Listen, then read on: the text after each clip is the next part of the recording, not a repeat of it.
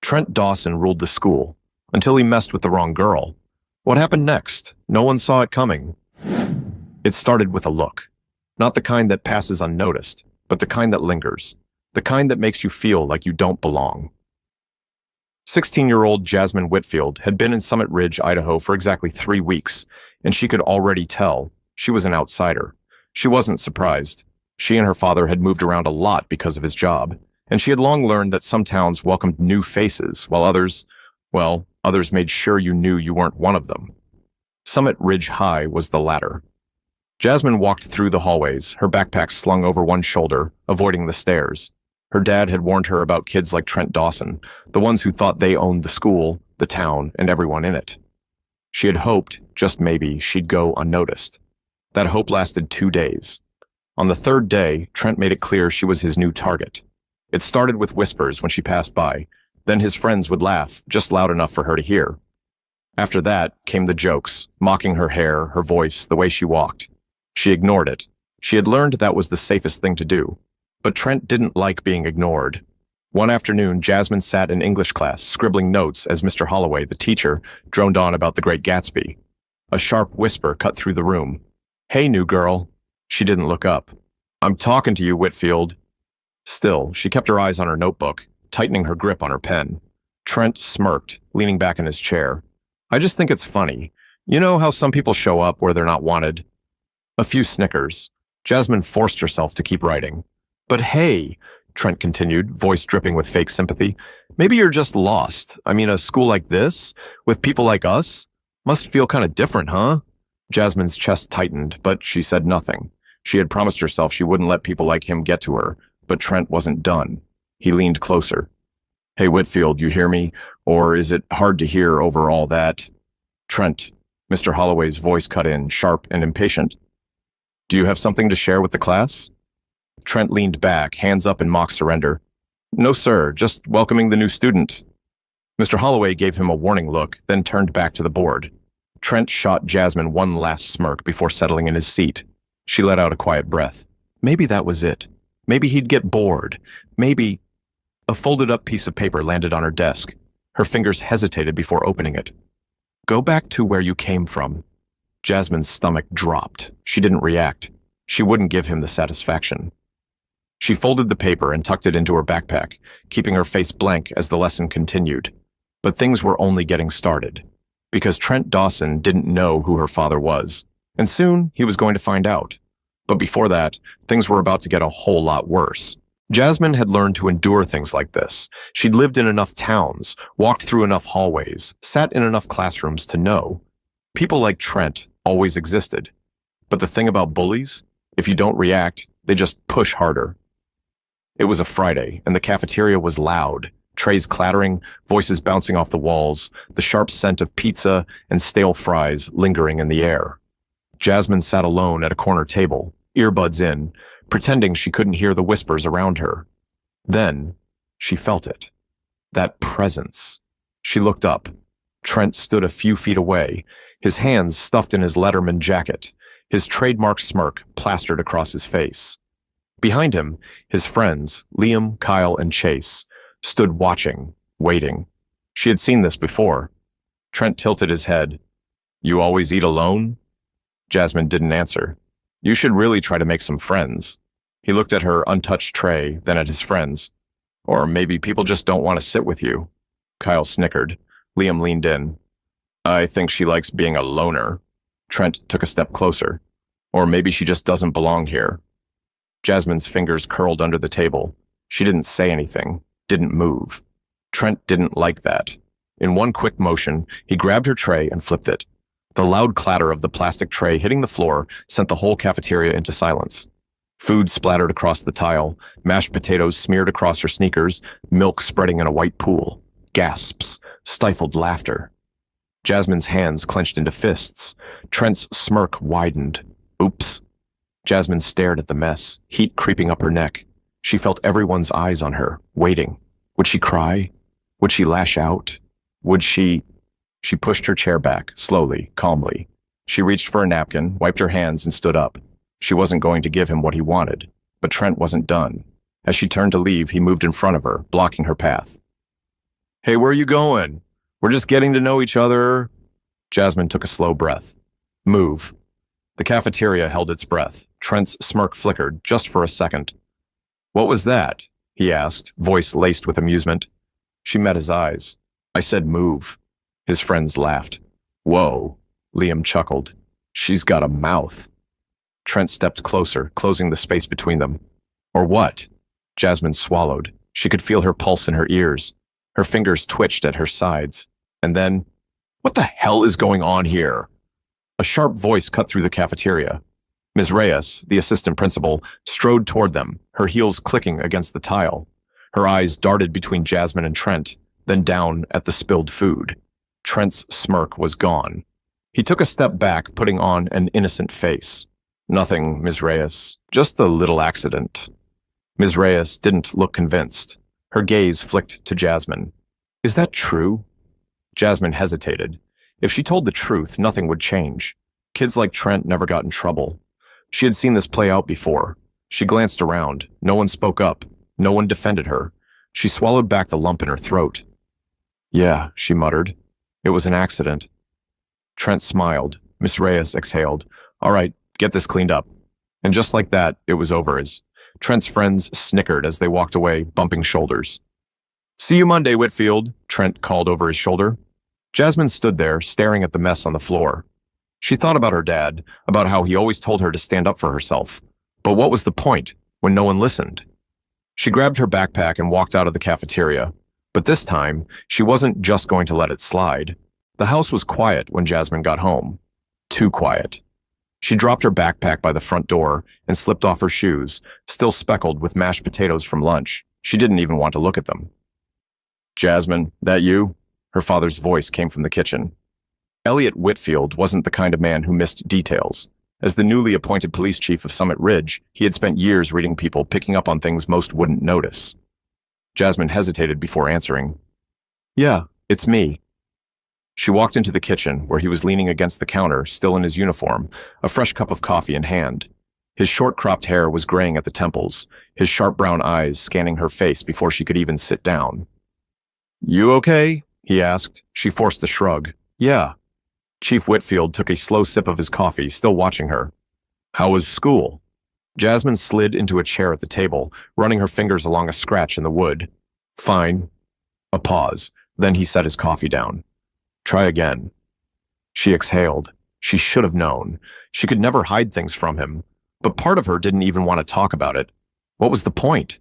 Nothing would change. Elliot folded his arms. Jasmine. She stared at the table, her voice quieter than she wanted it to be. Some kid dumped my lunch on me today. The words sat in the air between them. Her father didn't react right away. He was too controlled for that. But his eyes darkened just slightly, his jaw tightening. Who? Jasmine hesitated. She didn't want to give him the name. She didn't want him to march down to the school and make things worse. She had learned, time and time again, that calling out people like Trent Dawson only made them push harder. It doesn't matter, she muttered. Her father's voice was quiet but firm. It does. She sighed, rubbing her hands together. Trent Dawson. Something flickered in his expression. Recognition. Jasmine furrowed her brow. You know him? Her father was silent for a moment. Then he exhaled through his nose. I know his family. Jasmine scoffed. Of course you do. Elliot's fingers drummed against the counter. And the school? What did they do? She hesitated before answering. Nothing. That did it. His eyes sharpened. Nothing? She shook her head. Ms. Reyes showed up, asked if it was an accident. I said yes. Elliot frowned. Why? Jasmine met his gaze, frustration bubbling up. Because if I said the truth, nothing would have happened. You think they'd actually punish Trent Dawson? His dad's probably on the school board or something. Her father leaned forward, arms still crossed. And what message does that send? She blinked. What? When someone does something wrong, he said, his voice steady, and we let it slide, what message does that send? To them? To you? Jasmine didn't have an answer. He sighed, shaking his head. Jasmine, I get it. You don't want to make a scene. But letting things like this go? That's how people like him keep getting away with it. She clenched her jaw, looking away. I just, I don't want to make it worse. Elliot was quiet for a long time. Then he walked over, resting a hand on her shoulder. You don't have to fight this alone. Jasmine swallowed the lump in her throat. She wanted to believe him, but she wasn't sure things could change. What she didn't know was that her father wasn't just going to let this slide. And tomorrow, Trent Dawson was going to learn exactly who he had messed with. Monday morning felt different. Jasmine could tell the second she stepped out of her dad's car. There was a shift in the air, a ripple of whispers in the hallways. People were looking at her, not with the usual sneers or smirks, but with something else. Curiosity, unease. Something had changed. She barely made it to her locker before she got her answer. Dude, the police chief is here. Jasmine's stomach dropped. She turned toward the main office, and sure enough, there he was. Chief Elliot Whitfield, standing tall in his uniform, his police badge gleaming under the fluorescent lights. His presence commanded attention, even from the teachers. Jasmine's pulse quickened. Oh my God, she muttered under her breath. Before she could even process what was happening, the office door swung open. Chief Whitfield, I really don't see why this had to be taken so far. Jasmine froze. The voice belonged to Principal Warren, a middle-aged man with a thinning hairline and a forced smile. Behind him stood Ms. Reyes and Trent Dawson's parents. Jasmine's breath hitched. Darren and Lauren Dawson looked exactly how she expected. Darren, a tall, broad-shouldered man in an expensive suit, had the look of someone who wasn't used to being questioned. Lauren, dressed in a beige cashmere sweater, clutched her designer purse like it was a shield. And then there was Trent. He stood beside them, his usual smirk replaced with something new. Confusion. Like he didn't quite understand how things had gotten to this point. Chief Whitfield didn't look at him. His gaze was locked on Principal Warren. I took it this far, Elliot said, his voice calm but firm, because my daughter was publicly humiliated in your cafeteria, and your staff let it happen. Ms. Reyes cleared her throat. With all due respect, Chief, No, Elliot cut her off. No excuses. You saw what happened, and you let her take the blame for it. Darren Dawson let out a short laugh, shaking his head. Chief, come on. They're kids. It was just a misunderstanding. Elliot finally turned to him. A misunderstanding? His voice didn't rise, but somehow it felt sharper, more dangerous. Your son targeted my daughter, bullied her, humiliated her in front of the entire school. Lauren gave an exasperated sigh. Chief Whitfield, do you know how many times we get calls from the school over silly little things like this? Boys will be boys. Jasmine clenched her fists. Elliot didn't even blink. That's the problem, he said. People like you raise boys like him, and then you wonder why they grow up thinking they can get away with anything. Trent shifted uncomfortably. For the first time, he looked small. Principal Warren forced another smile. Let's not escalate this. Maybe we can come to an agreement. No. Elliot's voice was steel. There's no agreement. There's accountability. A tense silence filled the office. Jasmine swallowed. She had never seen her father like this, not as just her dad, but as Chief Whitfield. Lauren glanced at her son, then sighed dramatically. Trent, apologize. Trent's jaw clenched. Mom, now! Trent let out a slow breath, turning to Jasmine. His usual arrogance was gone, replaced with something else. Humiliation. Sorry, he muttered. Elliot raised an eyebrow. Louder. Trent's ears burned red. He grit his teeth. I'm sorry, he said, barely looking at her. Jasmine knew it wasn't genuine. She knew it didn't mean anything. But for once, he wasn't the one in control. Elliot turned back to Principal Warren. This isn't over, he said. I want a full report filed. And if this school has any history of letting things like this slide, trust me, I'll find it. Darren Dawson's face hardened. You don't want to make an enemy out of the wrong people, Chief. Elliot turned to him, eyes steady. Neither do you. And with that, he walked out. But this was only the beginning. By lunch, the whole school was talking about what had happened in the office. Whispers followed Jasmine down the hallways. Some kids avoided looking at her, others stared. A few even gave her something she hadn't expected, nods of quiet approval. Trent, on the other hand, wasn't taking it well. She saw it in the way he stormed into the cafeteria, jaw tight, hands clenched into fists. His usual confidence had been replaced with something uglier, anger, humiliation, frustration. Jasmine knew guys like him. They didn't like feeling powerless. And Trent Dawson wasn't about to let himself look weak in front of everyone. So when she walked past him to grab a tray, he muttered just loud enough for her to hear, "Guess Daddy had to fight your battles for you, huh?" Jasmine froze. The cafeteria noise faded into the background. She turned slowly, meeting his glare. "What did you just say?" Trent took a step closer, a mocking sneer curling at his lips. "You heard me." His voice was low, sharp. "You think this makes you special? That people actually care about you? The second your dad gets transferred or fired or whatever, you're back to being nothing." Jasmine's pulse pounded, but this time, she wasn't just going to walk away. She squared her shoulders, lifted her chin. "You're mad," she said simply. Trent blinked, caught off guard. "What?" She tilted her head. "You thought you'd get away with it, huh? Just like always. But for once, someone actually put you in your place." His sneer faltered. Jasmine took a step forward, closing the space between them. "That's why you're mad," she continued, "because you know that no matter what you say, no matter how much you try to act tough, everyone saw what happened today." She leaned in just slightly. "And now?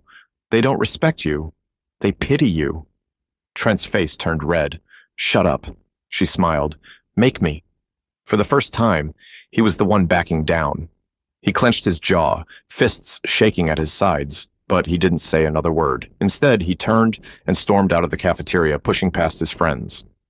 Jasmine exhaled, the adrenaline still pumping through her veins. She could feel the eyes on her. But for the first time since she moved here, she didn't feel small. She didn't feel like the outsider. She felt seen. And as she picked up her tray and walked to her table, she realized something else. Trent Dawson might have thought he ruled this school, but that was over now, and he knew it. By the end of the day, it was clear. Things had changed. Jasmine felt it in the way people looked at her. Not with pity, not with judgment, but with something else. Respect. Some students still whispered, still stared, but they weren't laughing anymore. The ones who had once snickered at Trent's jokes now acted like they didn't even know him. And Trent? He kept his head down. Jasmine didn't need an apology. She didn't need him to admit he was wrong, because the truth was, he had already lost. The moment her father walked into that office, the moment the school had been forced to confront the truth, Trent's power had been taken from him, and without that, he was just another kid.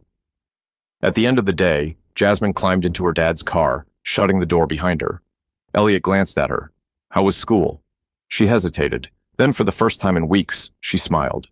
Not bad. Her father smirked, pulling out of the parking lot. See, I told you. People like Trent, they only have power if you give it to them. Jasmine exhaled, looking out the window. Yeah, I get that now. A comfortable silence filled the car as they drove through town. Then Elliot spoke again. You know, I didn't stand up for you because I thought you were weak. She frowned. What? He kept his eyes on the road. I did it because I knew you weren't. Jasmine blinked. Elliot glanced at her, a small smile tugging at his lips.